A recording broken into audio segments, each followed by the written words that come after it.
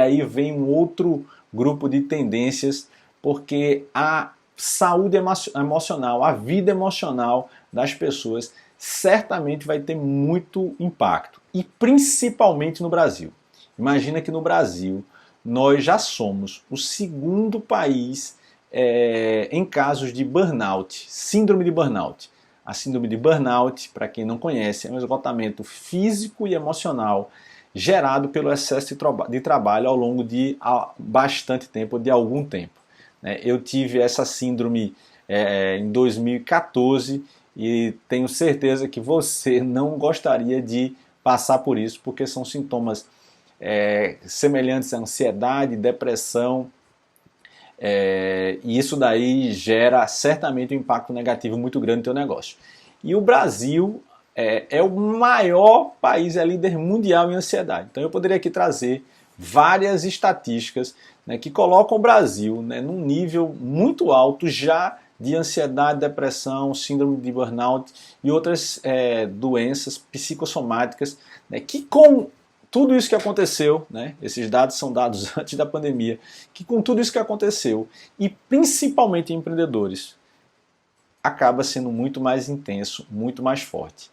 E o que a The Economist aponta é que, olha só, a saúde mental torna-se um tema recorrente.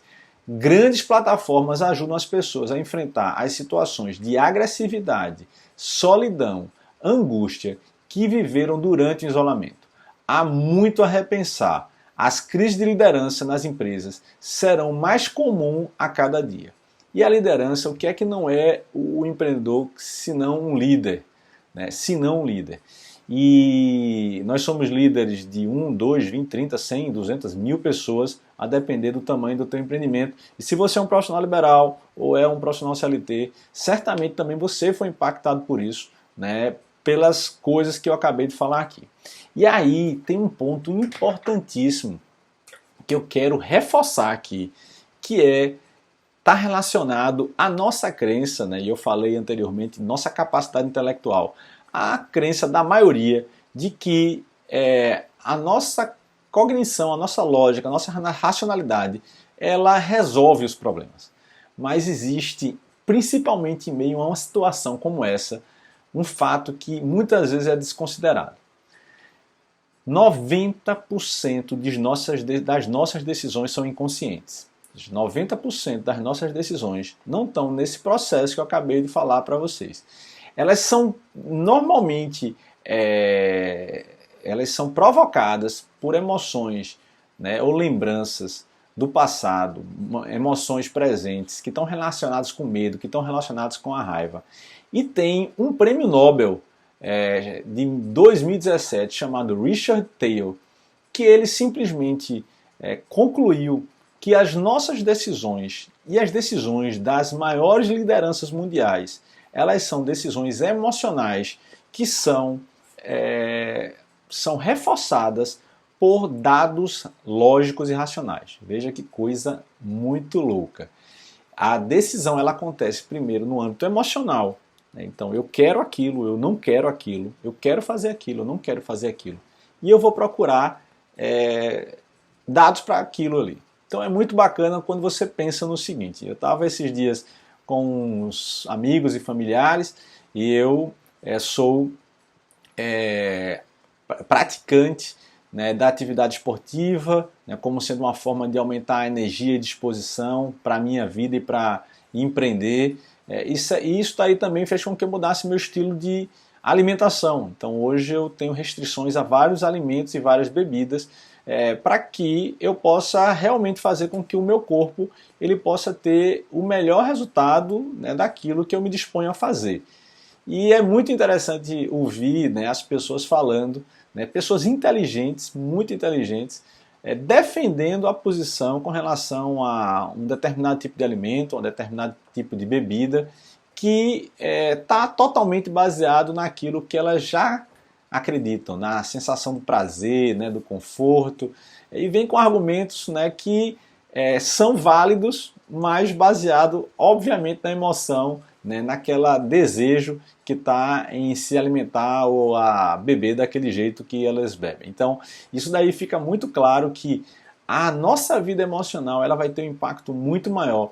Ela tem uma predominância forte e principalmente quando a gente fala das nossas relações. Então imagina nossos relacionamentos familiares, parentais, sociais, o como eles colocam disposição, eles tiram disposição, né? Como eles sugam energia ou como eles fornecem energia. E isso daí, né, além de uma tendência para negócios, então se você tem como eu, negócio na área da educação, hoje os meus negócios eles estão totalmente direcionados para poder acolher as pessoas, a ter esse estado de acolhimento emocional. Antes, mesmo com o distanciamento através da internet. Então, as pessoas que estão, o profissional liberal, né, o CLT que hoje trabalha comigo, ele está sendo orientado, ou o perfil está sendo muito mais de acolhimento do que antes.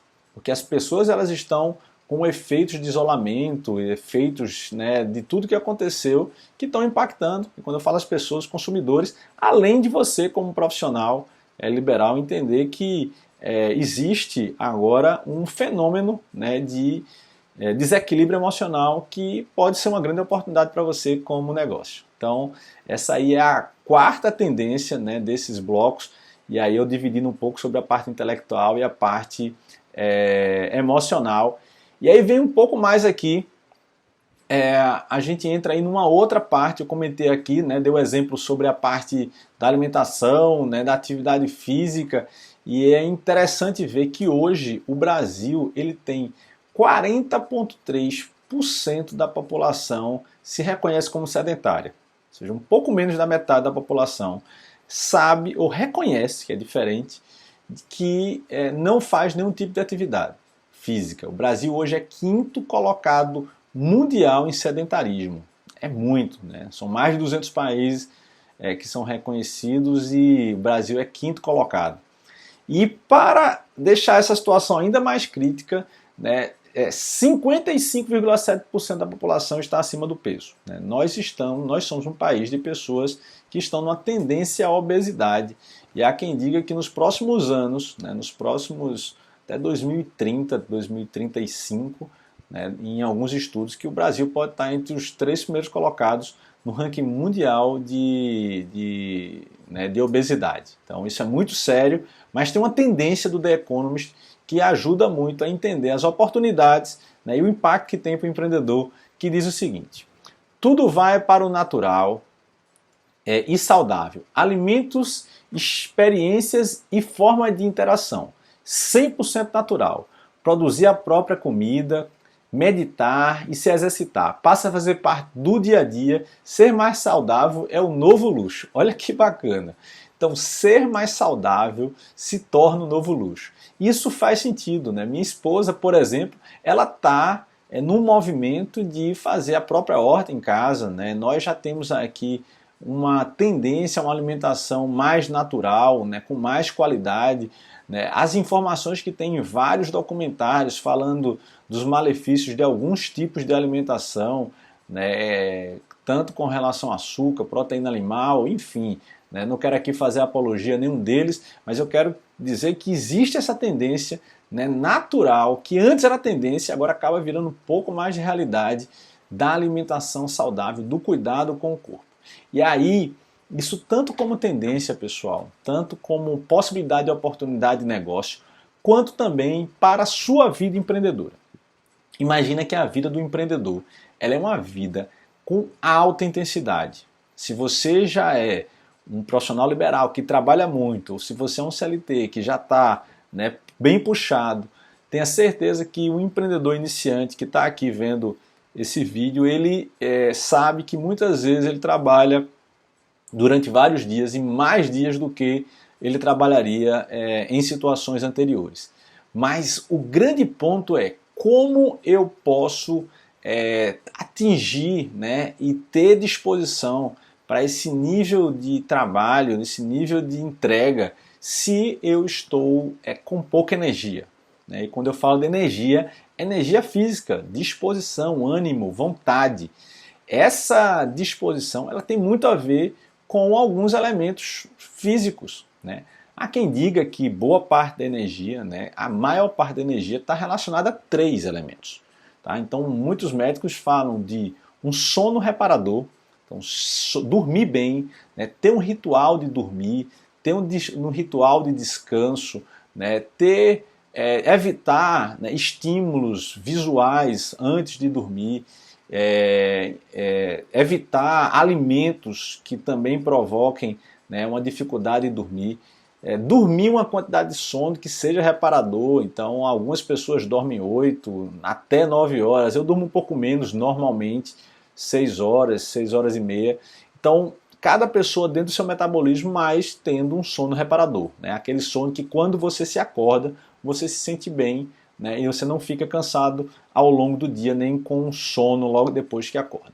O segundo é a alimentação balanceada. Falei um pouco aqui, né? Estamos vendo aqui o crescimento do número de pessoas acima do peso. Então, a alimentação, né, cada vez mais está sendo reconhecida. O que antes era muito visto só com atletas, está sendo visto como o vilão ou a solução de boa parte das nossas condições para que a gente possa performar bem, né?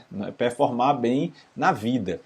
E se você está aí passando dos 35, 40 anos, mais atenção ainda, porque a alimentação ela acaba tendo efeitos, né, naturais no corpo. Né? Imagina que hoje aos 47 anos eu tenho uma disposição física maior do que eu tinha aos 40 quando eu tive minha síndrome de burnout.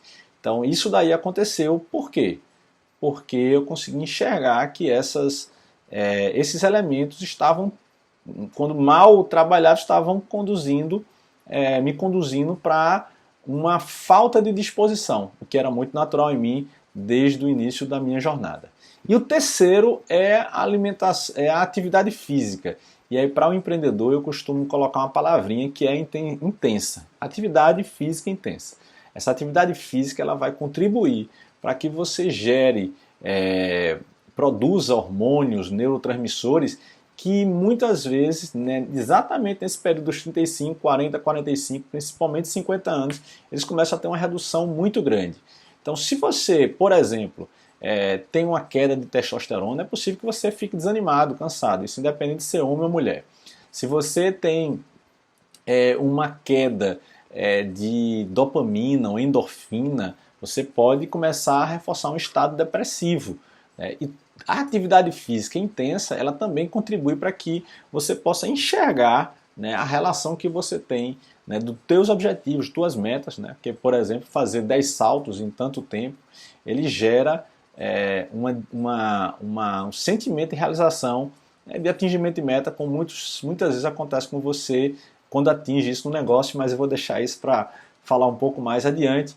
E lembrar que, ao final de tudo isso, é pouco provável que você atinja resultados se você tiver com o teu corpo fraco. É como você querer que um carro ele consiga performar, né, que ele consiga fazer uma jornada se ele está sem combustível.